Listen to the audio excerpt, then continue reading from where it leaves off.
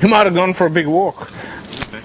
It looks like both Ellie and Masakagawa have left the table, so we're going to be playing this hand six-handed. Remember, you don't have to play when you're playing cash game. In a tournament, these players will be getting dealt in and blinded out. Patrick Antonius suited 10-9.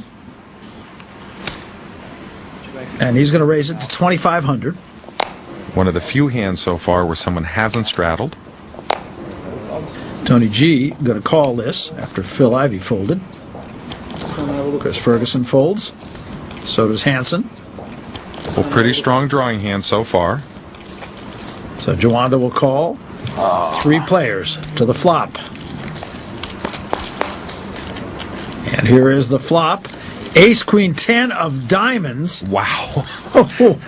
I've only had 2 royal flushes in my career, Barry. This is a very rare hand. Obviously, Tony G with the nuts and no possible way of losing this hand unless he should somehow misread his hand and fold. He had a big look like he's going to bet him. And it's been checked around to Patrick. And he checks his bottom pair. I check. And so does Tony. Well, of course, he's going to give his opponents a chance to maybe catch up a little. And he catches a 9 of diamonds here. Well, Patrick has 2 pair now. If it comes a 9 or a 10 on the river, he could get in trouble with a full house. Jawanda still with a pair and a straight draw, and Tony G is going to continue slow playing. Queen of clubs. Well, Jawanda made trips, but of course, he loses to any diamond. Needless to say, Tony G has better than that. 6,000 to bet from Tony G.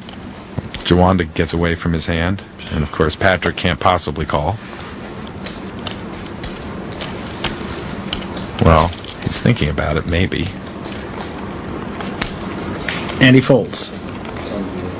Pretty sick one. That's sick. Oh. I got to show that. Wow. What are the odds to flop that? I had trips. Sick. It's not often you can flop a royal flush. So Tony G flops the rarest hand